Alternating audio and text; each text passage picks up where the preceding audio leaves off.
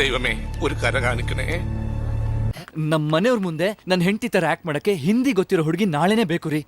എന്തോ പണ്ട് നമ്മുടെ സ്നാപയോ എന്ന നാടകത്തില് സലോമിയായിട്ട് അഭിനയിച്ചൊരു പെണ്ണില്ലേ, അവളെ നീ എവിടെ കൊണ്ടുവന്നത്?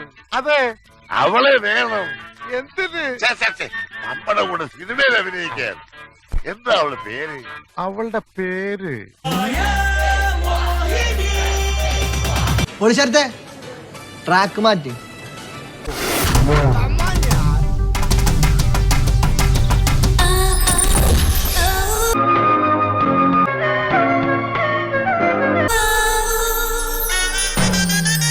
എങ്ങനെയുണ്ട്?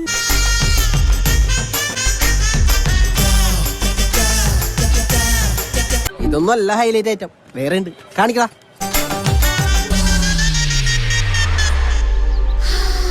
അതും കയ്യിന്ന് പോയി. നമസ്തേ നമസ്തേ നമസ്തേ നമസ്തേ.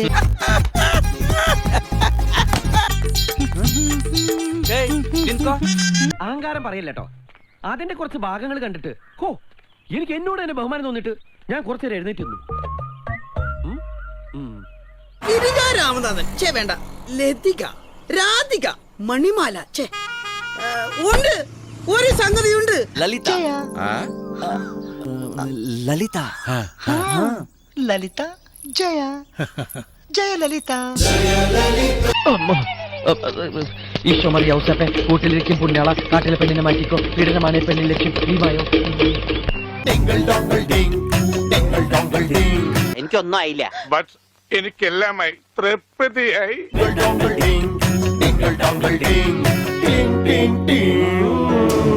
എന്റെ എല്ലാ മാനവും പോയി.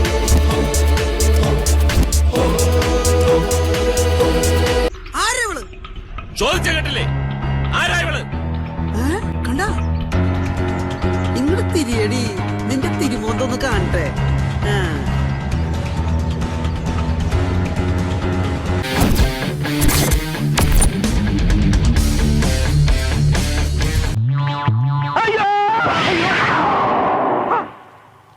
എന്താ അവിടെ? ಯಾರು ಅಂತ ನಿನಗೆ ಗೊತ್ತಿಲ್ಲ, ನೀನ್ ಯಾರು ಅಂತ ನನಗೆ ಗೊತ್ತಿಲ್ಲ.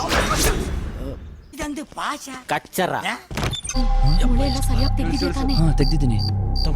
അങ്ങനെ പവനായി ശവമായി എന്തൊക്കെ ബഹളമായിരുന്നു. അയ്യോ,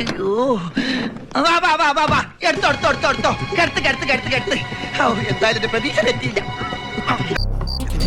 ಏನೋ ಸ್ವಲ್ಪ ಕಾರಣ ಇಲ್ಲ.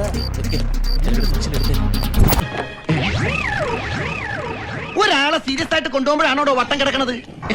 ഇതവൻ തന്നെയല്ലേ? ഇവനെ കേറ്റിയില്ലേ? എടോ വാടോ, എടുക്കണോ?